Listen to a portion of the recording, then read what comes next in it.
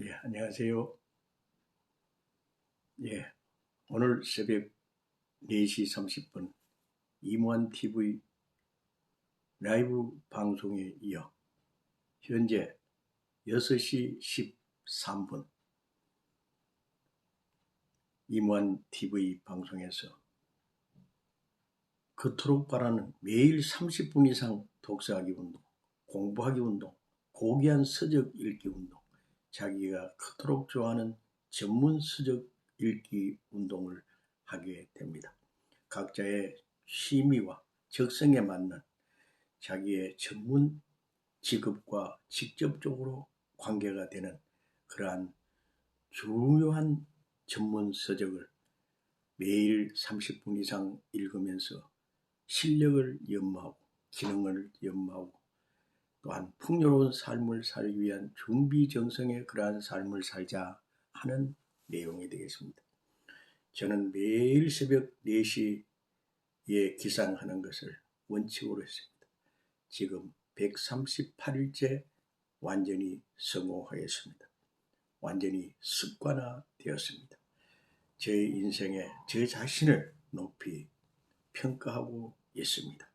저는 73세 무자생으로서 이제 곧 74세가 됩니다.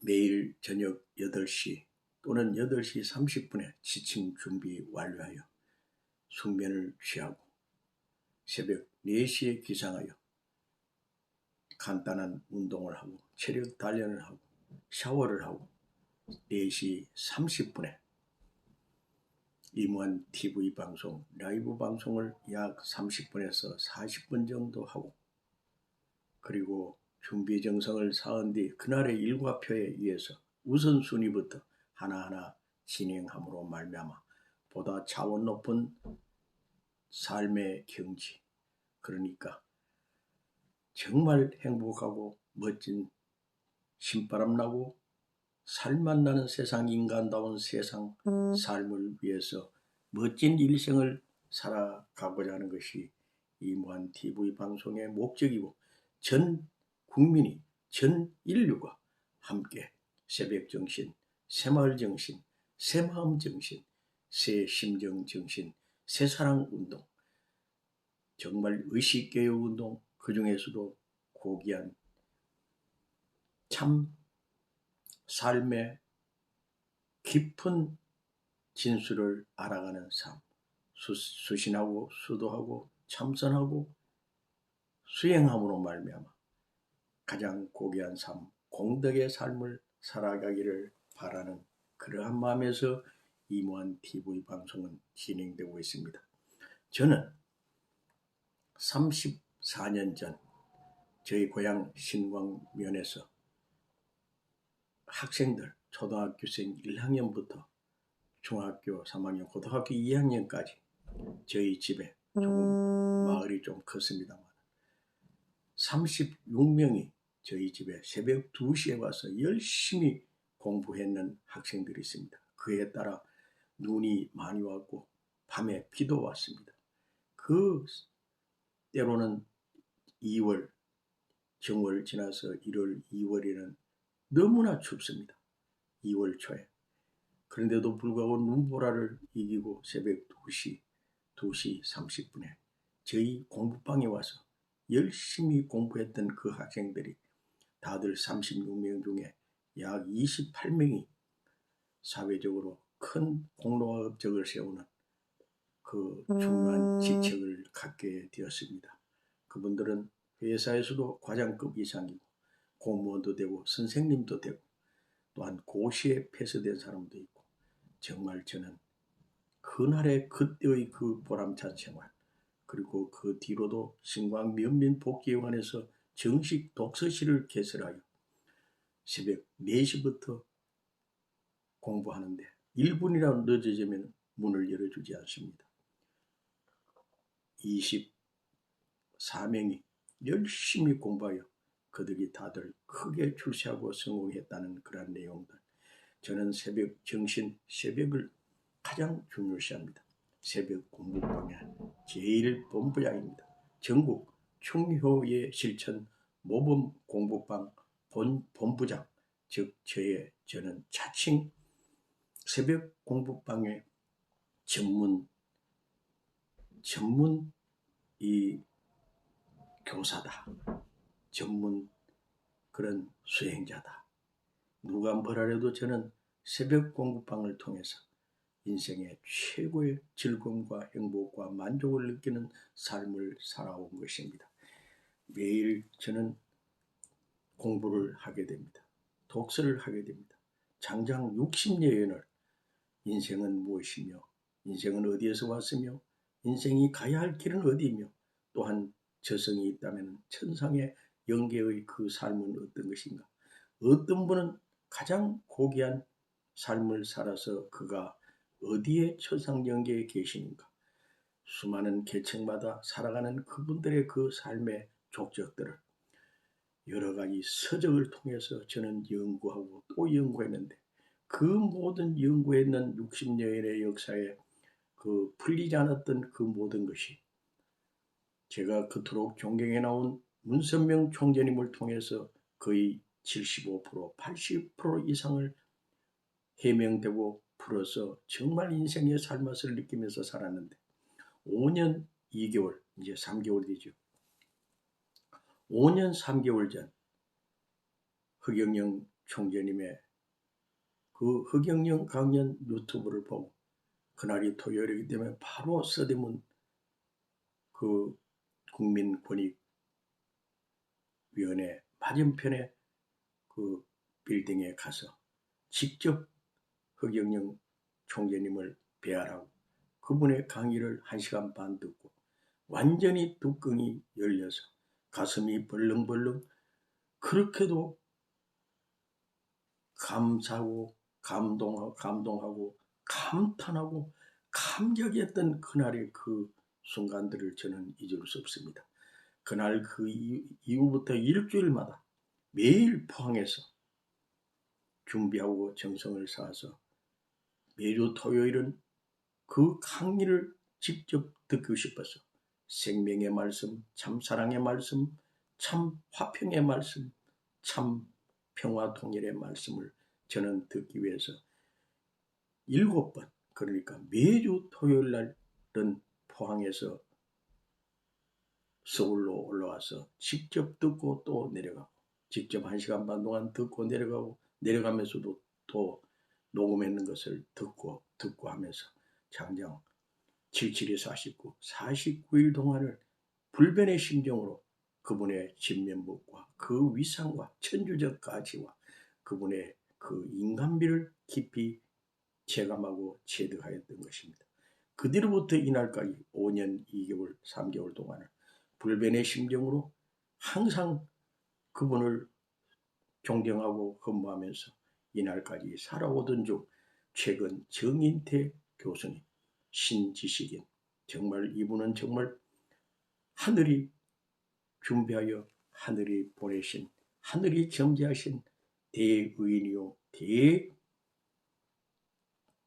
대선지자요 대성각자요 정말 위인 중의 위인으로서 이 시대에 가장 선봉장의 사명을 다하고 있는 3.3 정책에 온전히 올인되어 동영상을 110개 이상을 만들어서 계속 공부하고 해설하고 해명하고 이 정책을 천주의 전 인류에게 보급하기 위해서 정말 멋진 인생을 이끌어가는 정인태 교수님뿐만 아니라 대단하신 분들이 엄청나게 많았습니다.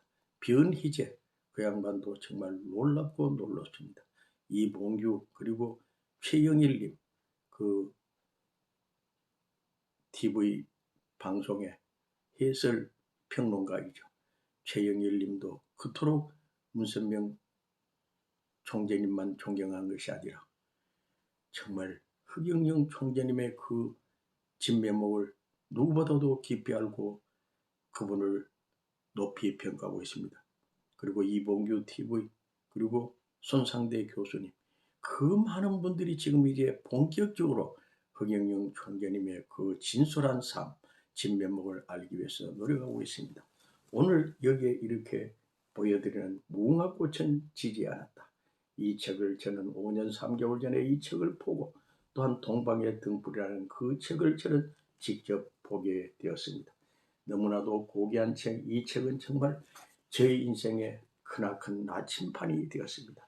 이렇게 귀한 분을 제가 모시게 되었으니 어찌 인생의 즐거움과 행복과 만복이 깃들고 천복의 삶, 축복의 삶이 되지 않을 수 있었겠습니까? 저는 이 책을 읽고는 저희 아내에게 이 책을 한번 읽어보라 했는데 저희 아내도 이 책을 다 읽었습니다. 그리고 동방의 등불은 아직도 정식으로 발간되지 않았습니다만 그 책 672쪽에 해당되는 그것을 실제는 850쪽 됩니다. 너무나 작은 글씨체죠. 그것을 저는 정독을 했습니다. 그리고 저희 아내에게도 이것을 한번 읽어보세요 했더니 그 책을 한 4, 5일 만에 다 읽었습니다. 정말 놀라운 저희 아내의 그 독서력이었습니다. 너무나 고맙고 감사했죠. 그러면서 저희 부부는 자 이제 됐다. 그동안에 제가 문선명 총재님, 한학자 총재님을 그토록 존경해 나오며 60년 동안을 그렇게 엮어 나왔지만 저희가 알고 있는 저희가 이 터득한 어떤 그 경지가 85%였다면 허경영 총재님을 통해서 들은 또 말씀을 듣고 체득하고 그것을 각성하고 각인한 것은 이미 85% 이상의 수준, 90%까지 이르를 정도로 그분의 그 진면목을 진솔한 심정 자세, 인간미를 저는 감지, 감득, 터득하였던 것입니다. 무궁화꽃은 지지 않았다. 미국의 유엔 본부를 판문점으로 옮겨와 안보와 경제를 살리겠다는 천재 정치로 이 난세를 구할 예정된 지도자 제2의 박경희, 허경영의 무궁화꽃은 지지 않았다. 정말 저는 놀라움을 금치 못했습니다. 서적 출판사상 1250만 부를 판매하는 신기록에 도전하신 허경영 총재님, 제15대 대통령 출마 공화당 총재 허경영 57세, 46세 때도 또 출마를 하였던 것입니다. 그 뒤에도 한 번 더 출마했지만 양보를 하게 되었습니다. 노무현 대통령에게 양보를 했죠. 새마을운동과 방송통신대학제도, 반도체 산업을 박 대통령에게 최초로 건의했던 허경영 제15대 대통령 출마자, 천재정치로 이 나라를 구하기 위해 인물부재의 2007년 차기 대선에 당선 예상 후보로 급부상하기 시작했다. 이제 내년 대통령 출마를 하겠다고 모든 준비가 정성으로 되었습니다.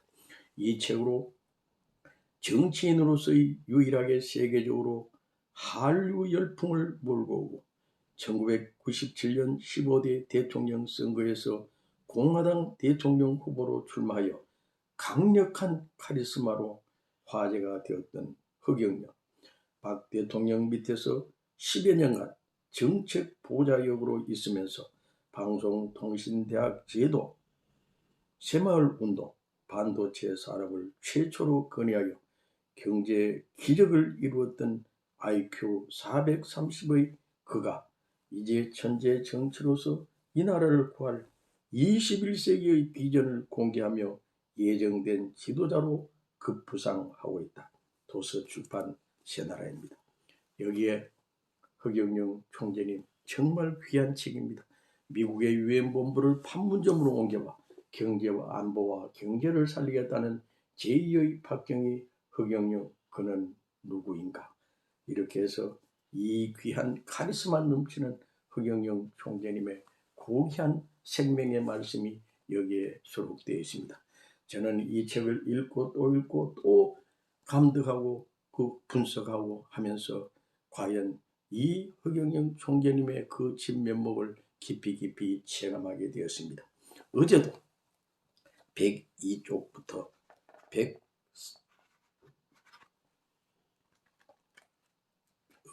102쪽부터 136쪽 그러니까 34쪽을 제가 녹음을 했습니다. 직접 낭독을 하고 독서를 하면서 또 녹음을 하고 그것을 차를 타고 어디를 갈 때마다 그 녹음된 것을 듣고 또 듣고 하고 있습니다.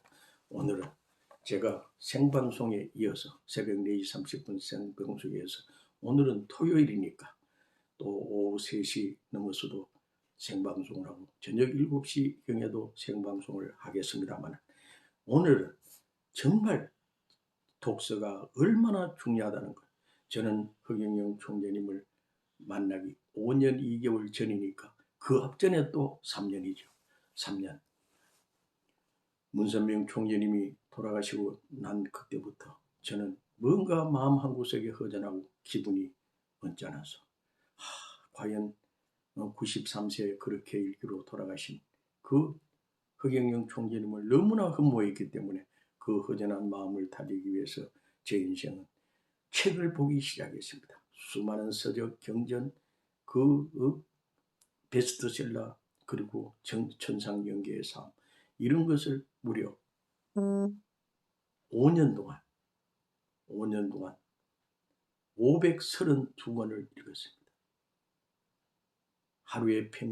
한 달에 평균 6권, 7권을 읽었죠. 정말 하루에 어떤 때는 4시간, 5시간, 6시간 책을 읽을 때도 있었지만서도 11시간에서 14시간까지 책을 읽을 때도 있었습니다.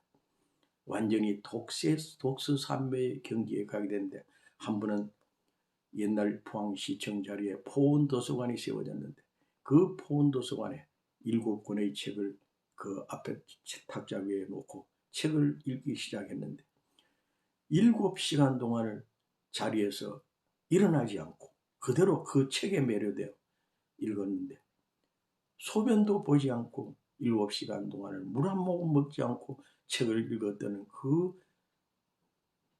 2년 전을 생각해 봤을 때 과연 저는 책에 대해서도 특별 관심을 가지고 독서 삶에 들어가니까 7시간이 그만 이 무슨 노름입니까? 예, 그 신선 노름에 도끼자루 섞는지도 모른다고 할 듯이 저도 그렇게 완전 독서에 심취되었던 그런 때도 있었습니다. 최근에도 저는 책을 많이 읽습니다. 왜? 인생은 정말 복덕을 쌓아나가야 됩니다. 공덕을 쌓아나가야 됩니다.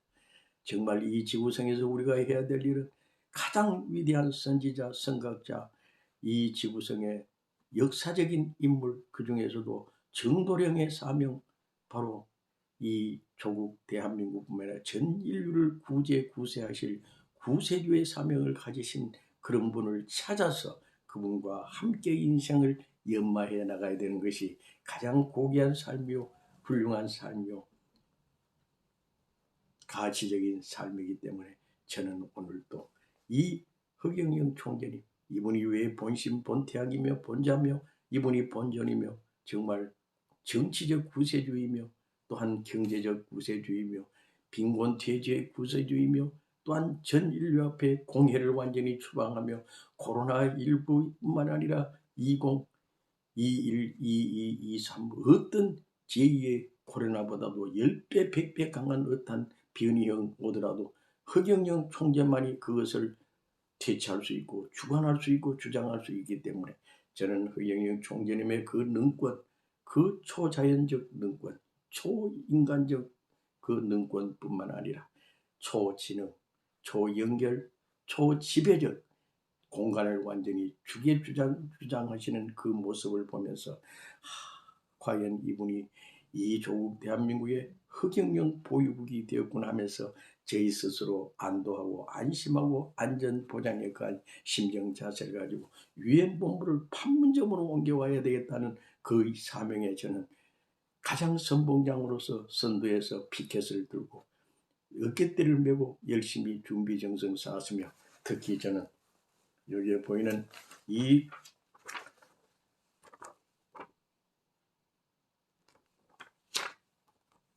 하늘궁 명상수도원 무료 독서실 새벽 문국방 운영 유튜브에서 허경영 강연 검색하세요. 이렇게 해서 아주 제가 직접 만드는 이 팜플렛을 어제 그제 이틀 전에는 서울을 직접 밤차를 타고 올라가서 종로를 중심 삼고 종로 3가역에 중심 삼고 장장 7시간에서 9시간 11시간이죠. 11시간 동안을 이 팜플렛을 1700장을 전주대에 이 풀로서 붙이고 또한 벽면에 또 붙이고 그리고 각 그 사무실마다 점포마다 넣고 사람들한테 줄 서 있는 사람들한테 일일이 주고 만나고 대화하고 홍보했습니다. 저는 매일 하루에 3시간 내지 4시간 때로는 7시간 동안 이 팜플렛을 가지고 사람들에게 전하면서 유튜브에서 허경영 강령만이 검색하세요. 그 길만이 우리의 답입니다 하면서 그분들에게 홍보하고 하는 그런 홍보대사의 중책의 사명을 가지고 되었습니다. 오늘은 히틀러의 아우토반 18 고속도로와 박 대통령의 경부 고속도로의 차이 137쪽을 제가 봉독을 드리도록 하겠습니다. 여러분 함께 해주시면 감사하겠습니다. 지금 6시 35분이니까 약 30분간 봉독을 하겠습니다. 감사합니다. 나는 박 대통령의 정책 보좌역의 기본 업무 이외에도 중요한 일이 있을 때마다 독대가 수시로 이루어져 국가 주요 정책을 건의하고 토의했다.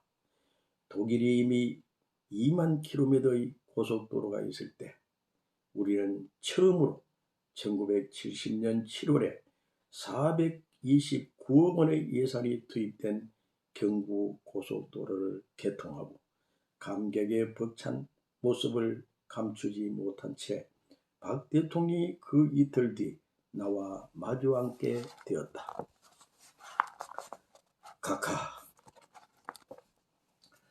히틀러가 아우토반 고속도로를 건설한 것은 집권 이후 수많은 블루칼라 서민 노동자 실업 문제를 해결하기 위해 고속도로 공사를 착수했습니다.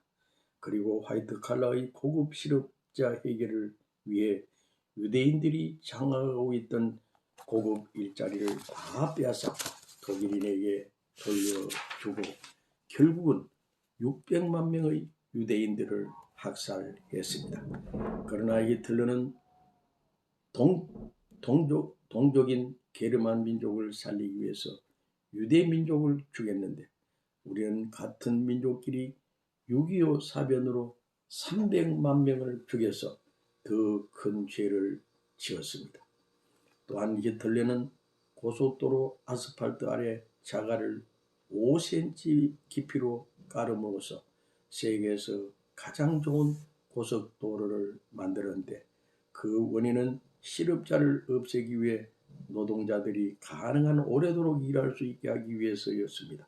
그러나 각하가 만든 고속도로는 파월 장병과 해외 근로자 수출 근로자들의 목숨과 피와 눈물이 젖은 달러로 가장 짧은 기간에 최선의 노력으로 비용으로 만든 길입니다. 여기에 보니까 파월 장병과 해외 근로자 수출 근로자들의 목숨과 피와 눈물이 젖은 달러로 가장 짧은 기간에 최소한의 비용으로 만든 길이라고 했습니다. 저도 1979년도에 현대건설 소속으로 사우디아라비아의 산업전사 해외 파견 나갔습니다. 그리고 또한 81년도에 또 현대 양형으로 또 럭키 금성으로 갔다 왔습니다. 그리고 리비아에 갔다 왔죠. 그리고 1984년도에는 또 현대 사우디아라비아에 또 갔습니다. 무려 3번째 출애굽 로정을 하였죠. 마지막 1984년도부터 85년도 1월 18일까지 1년 동안에 벌은 수익이 무려 그 당시에 집을 3채 살 수 있는 60만 원을 통장에 입금이 되어 있었습니다. 그것을 가지고 하늘의 계시에 따라 저 고향인 경북 포항시 북구 신광면에 황고향하여 신광면에서 장장 34년을 살면서 내 조국 내 고향 애양정신을 가지고 애국 애족의 심정으로 살아왔습니다. 저도 산업전사로서 정말 그 누구도 경험하지 못한 그 사우디아라비아 열풍이 불어올 때 그 열풍을 견디기 힘들어 이불을 덮어쓰고 한동안 참 고향 생각에 젖어 있었던 그때의 심정을 저는 어떻게 말로서 표현할 수 없습니다. 그때 귀국 비행기가 갈 때마다 저는 귀국선 노래를 부르게 되었고, 또한 열풍의 노래도 부르게 되었습니다. 못 견디게 괴로워도 울지 못하고 하느님을 웃음으로 보내는 마음, 그 누가 알아주랴 기막힌 내 사정을. 울어라 열풍아 밤이 새도록. 처자를 그리워하고 부모를 그리워하고 조국 대한민국 내 고향 산천을 그리워하면서, 그래 내가 돈 벌러 여기 왔으니 나는 돈을 벌어서 조국과 민족을 위하여 내 일생을 바치겠다고 각오와 결심을 하면서 그때 쓴 그 일지, 그리고 저의 간증 내용, 그리고 그것을 전부 모아서 저는 자서전을 쓰게 되었습니다. 2000년 12월 경에 완료되었습니다.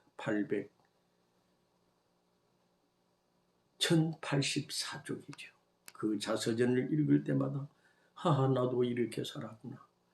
이러한 하늘의 계시를 받고 하늘로부터 저는 점지를 받아 이렇게 해외에도 왔다 오고 일본도 27차례, 그리고 전세계 44개국을 순회 순방하였으며, 특히 그 어려운 환경에 있는 농어촌의 처녀 그 총각들을 필리핀의 처녀들과 국제 결혼을 시킨 그 상수만 해도 81상입니다.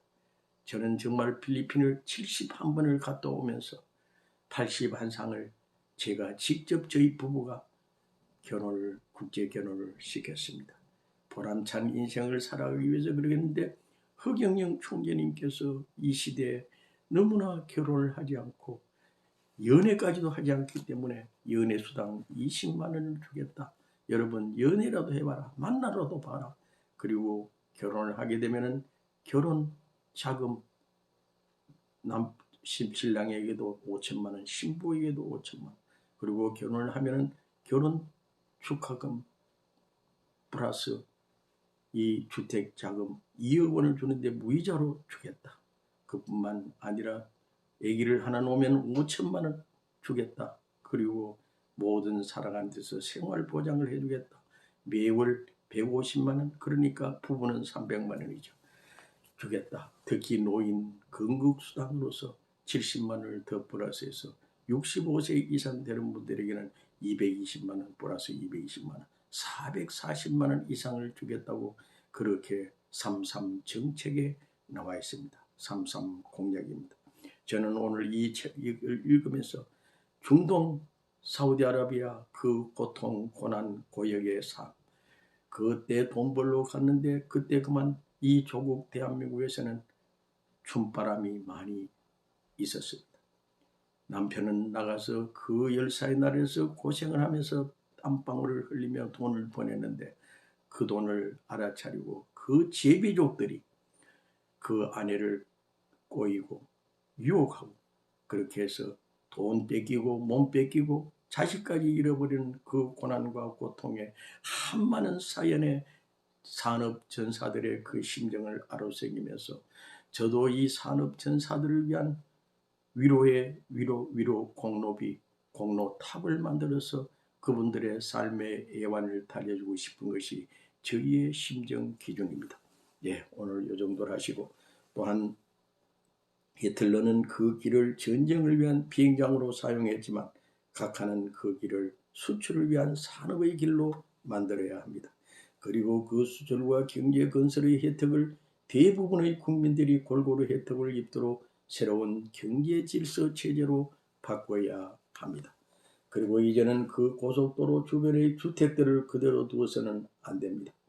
저는 어려서 농부의 양아들로 자라면서 7살 때부터 항상 소죽을 끓여 소를 키워야 했는데 겨울이면 새벽 4시에 서당을 다녀와서 소죽을 끓여 먹이고 학교를 가야 하고 오후에는 학교에서 돌아와 나무 한 짐 해서 다시 소죽을 끓여 먹였습니다. 허경영 총재님의 어린 시절과 저희의 어린 시절이 거의 94, 5%가 일치합니다. 저도 똑같은 이런 길을 걸었습니다. 매일 소를 먹이러 갔다가 오면 또 소풀 한 망태를 해서 집에 오면 또 소죽을 길러서 소를 줬습니다. 그리고 저녁에는 호롱불 밑에서 공부를 했죠. 정말 열심히 했습니다. 신광초등학교 6학년 124명 중에 제가 1등의 톱을 끊었습니다. 졸업할 때 제가 영일 군수의 표창을 받았죠.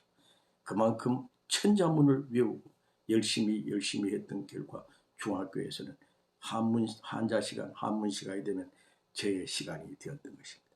국문학에 대해서도 상당한 관심을 가졌죠. 웅변에 대해서도 제가 직접 원고를 만들어서 초등학교, 중학교, 고등학교, 대학교 그리고 일반 사회적으로도 작년, 재작년까지도 전국 웅변대회에 나가서 최우수상, 대상을 받았습니다. 저는 71세까지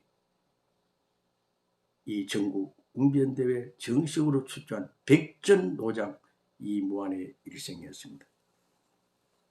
그 소죽의 재료인 볏짚은 짚과 콩깍지가 워낙 많이 들어가기 때문에 엄청나게 큰 가마솥에 엄청난 양의 물을 장시간 쭈그리고 앉아서 아침 저녁으로 끓여야 합니다. 그러다 보니 많은 시간도 빼앗기지만 엄청난 나무가 땔감으로 들어가는데 어떤 집은 나무가 없으면 짚을 떼기도 했죠. 또한 초가집을 그대로 두다 보면 계속 논에서 나온 볏짚으로 지붕을 이어야 하다 보니 매년 이형을 엮고 지붕을 덮어야 하는 어려움도 있지만 소가 먹을 수 있는 짚을 버리게 됩니다. 그러니 고속도로 주변뿐만 아니라 농촌의 모든 초가 지붕을 영구적인 기와와 스레트 같은 것으로 바꾸어 농촌 일손과 짚이 엉뚱한 곳으로 낭비되지 않게 하며 산림 녹화와 수재를 예방하고 농촌의 미관도 바꿀 필요가 있습니다. 또한 소에게도 벼를 썰어서 볏짚 그대로 생풀을 먹이면 될 것을 볏짚을 끓여서 먹이게 되면 산에 나무가 자랄 수 없게 될 터이니 생풀을 먹이도록 해야 할 것입니다. 생풀, 엔실리지, 생풀이 더 영양이 많습니다. 그때 그러고 보니 내가 고속도로 만드는 데만 정신이 나갔지 고속도로 도로변 농촌 마을에 대해서는 예사로 보았구만. 참으로 획기적인 아이디어야. 소에게도 선진국은 모두 생풀을 먹이는 게 틀림없어서 그것도 즉시 고쳐야겠구만. 예, 박그만님, 황종환님 반갑습니다.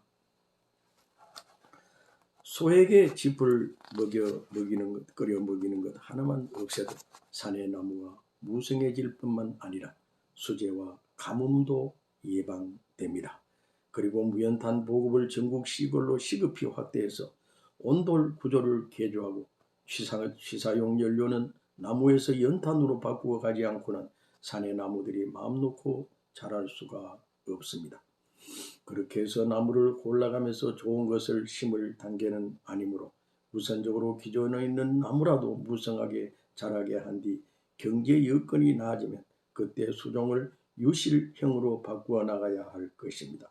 또한 서울 주변과 전국 도심지 주변의 농가들 또한 대부분 나무를 해서 연료로 사용하고 있는데 철저히 기존에 있는 녹지를 보존하도록 모종의 특별 조치를 해야 합니다. 이때 내가 건의한 것이 소에게 생풀을 먹이게 하여 산림 녹화와 그린벨트의 시초가 되고 새마을 사업의 기초가 되기 시작했습니다. 19. 각하, 영웅은 말을 만들어야 합니다. 말을 만들어야 합니다. 새마을 운동, 신촌 운동이란 새마을 운동이 이름이 어떻습니까? 전 세계적으로 퍼져나간 허경영 총재가 만든 새마을 운동의 마을도로 공사의 모습이 여기에 사진이 실려 있습니다. 각하께서도 잘 아시겠지만 북한은 김일성의 획기적인 천리마 운동 때문에 마을끼리 경쟁이 없어서 실패하게 될 것입니다. 택시기사에게 목적이지만 이야기하면 되듯이 일일이 국가가 간섭을 하면 발전이 없습니다. 국민은 노동을 대고 국가는 재료를 무상으로 되어주어 마을과 마을끼리 경쟁을 하게 하는 방법의 새마을운동이라는 이름을 한번 지어봤습니다. 성경의 창세기 17장에서 하나님이 아브라함이 99세가 되도록 아이를 갖지 못하자 열국의 왕이 되려면 이름을 아브라함 믿음의 아버지로 바꾸고 부인도 사례를 사라 믿음의 어머니로 바꾸라고 하여 그렇게 했더니 100세에 이삭을 낳았으며 예수님 역시 시몬을 베드로 반석으로 바꿔주고 사울 높은 자를 바울 낮은 자로 바꾸어 주었습니다. 이와 같이 이름이 개인과 국가의 장래를 변화시킬 수도 있을 만큼 중요합니다. 그러므로 체계적이고 장기적이며 자연 친화적인 경제 개발을 위해 국민적 역량을 결집시킬 수 있는 새로운 국민적 정신과 국민적 운동이 있어야 합니다. 죽은 민물고기는 물살 따라 떠내려가지만 살아있는 민물고기는 물살을 거슬러 올라가는데 지느러미와 꼬리를 계속 흔들어 운동을 하듯이 우리 국민도 운동을 시켜야 합니다. 그러나 영웅은 말을 만들어야 합니다. 시대를 이끌어갈 사상과 비전에다 이름을 만들어 붙여야 사람들이 따라오는 것입니다. 낡은 초가집을 새집으로 바꾸고 낡은 사고방식을 새로운 사고로 바꾼다는 뜻에서 이 새 가정운동, 새마을운동, 새나라 운동이 꼭 필요합니다. 그래, 새가정 운동은 너무 작고 새나라 운동은 너무 크고 새마을 운동이 좋겠어. 그거 참 좋은 이름인 것 같아. 구체적으로 연구를 해보도록 해. 결국 새마을운동의 시작은 나의 어린 시절의 고달팠던 시골의 머슴살이의 체험과 이론으로는 서양의 실용사상과 아담 스미스의 국부사상과 막스 베버의 자본사상, 기독교의 중립사상을 세로하고 우리의 전통사상과 유교의 중용사상, 불교의 중도사상, 도교의 중화사상을 마을로 한 8대 사상으로 하고 근면자조협동의 새마을 3대 정신은 공화당의 심볼이 황소이므로 7개의 일하는 소의 쟁기를 닮은 힘력자와 열식자를 넣어 새마을 정신의 힘을 강조했는데 나의 내용을 본 박 대통령은 매우 감탄했었다. 성장주의, 복지주의, 양서주의, 총체주의라는 더불어 살아가는 공동체 건설의 새마을 4대의 이념과 살기 좋은 고장, 보람있는 일터, 건강한 사회, 자랑스러운 나라 건설이라는 새마을 4대 목표를 만들어 대통령께 건의하여 채택되었다. 그리고 새마을 운동의 방법은 민주화는 숨기고 산업화를 먼저 하는 도민 양산으로 밀고 나가야 새마을운동이 성공할 수 있음을 건의하였다. 이로 인해 1970년부터 새마을운동이 태동되기 시작했다. 새마을의 새는 변화와 혁명의 양이요, 마을은 우리의 성장과 함께 윤리 도덕의 전통을 지킨다는 뜻인 의무로 보고했다. 집의 절반인 지붕은 서양의 스레이트를 사용하지만 나머지 절반은 구두는 온돌은 우리의 것으로 사용하는 동서양의 혼합형인데다가 마을 주민은 노동력을 대고 국가에서는 시멘트와 재료를 무상으로 되어주는 50대 50의 새마을운동은 일하지 않는 마을은 시멘트 한 포도 주지 않다 보니 마을끼리 경쟁이 불붙게 되어 성공하게 되었다. 그래서 1971년 소에게 연불을 끓여 먹이지 못하게 전국에 지시하였으며 수많은 교수들에게 구체적인 검토 지시와 함께 기본 법령을 만들게 되었다. 그리고 1971년 7월 30일 건설부 고시 제447호로 전 국토의 5.4%를 그린벨트로 지정 고시하게 되었다. 농촌 지붕과 도로, 하천 보수에서부터 가축 사료에 이르기까지 획기적인 운동이 전국적으로 확산되어 갔으며 일하는 농촌과 도시 국민의 정신운동으로 전 세계로 퍼져나가기 시작했다. 새마을운동 성공 사례 발표장에는 언제나 박 대통령과 19명의 강요가 참석했으며 120여 개의 저수지와 24개의 댐 때문에 천수답이 수리 안전답이 되어 이제 살밥을 먹고 예금까지 하게 되었다는 등의 성공 사례 발표가 있을 때마다 전원이 눈물을 훔치는 감격의 울음바다가 되곤 했다. 새마을운동이 성공을 거두자 중국이 즉시 도민양산을 모방하여 공산화는 숨겨놓고 산업화를 먼저 하자는 도공양산을 내세우기 시작했다. 이렇게 해서 142조까지 오늘 봉독을 하겠습니다. 너무나도 고귀한 말씀, 이 말씀 다음에는 143조 박 대통령의 논산훈련병 호출이라는 내용이 되겠습니다. 정말 고귀한 말씀입니다. 허경영 총재님의 그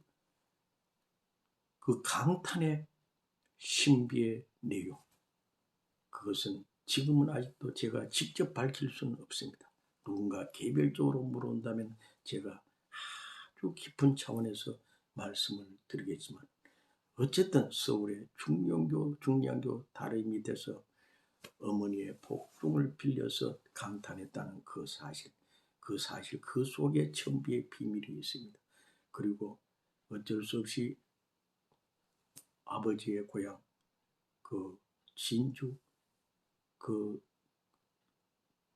고향으로 내려올 수밖에 없었던 그런 사연, 그리고 거기에서 어머님이 3살, 4살도 되기 전에 어머님이 곡기를 끊고 돌아가신 사연, 그리고 거기에서 그 농촌에 그 주인의 양 아들이 되어서 거기에서 정말 머슴살이 하면서 그 종 취급 받으며 고생하면서 다른 학생들은 다 중학교에 갈 수 있었는데 허경영 총재만이 중학교를 갈 수 없었던 그런 기막힌 사연들, 그리고 서울로 올라오기까지의 그 열차에서 있었던 비화, 그리고 서울역에서의 비화, 그리고 저 삼각산에서의 그 비화, 또 이병철 회장의 양아들이 되기 전에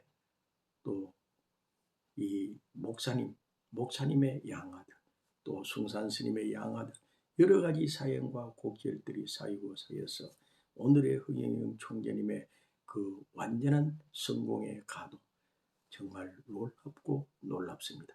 저는 허경영 총재님의 일생일대기의 그 성공적인 가도, 소원성취, 회원성사, 만사형통 되신 그 모든 내용들을 깊이 체감하고 그분을 흠모하고 누구보다도 존경하고 누구보다도 그분을 닮기 위한 아바타, 대신 사명자, 바로 분신의 사명을 하기 위해서 최선의 노력을 경주하고 있습니다. 일생을 정말 고귀한 분, 영원한 멘토, 정말 참 스승을 모시고 살아간다는 것이 얼마나 귀하고 가치적인 삶입니까? 우리 함께 새벽 4시에 기상철저하여 인생을 가장 살맛 나고 신바람 나고 인간답게 사는 참 삶의 그러한 표본적인 모습이 되어지길 바랍니다. 함께 하시길 바랍니다. 오늘 이렇게 함께 해주셔서 감사합니다. 오늘 오후 3시 이후에도 또 생방송을 하겠습니다. 또 7시 30분경에도 생방송을 하겠습니다. 감사합니다. 감사합니다. 행복하세요. 감사합니다. 감사합니다.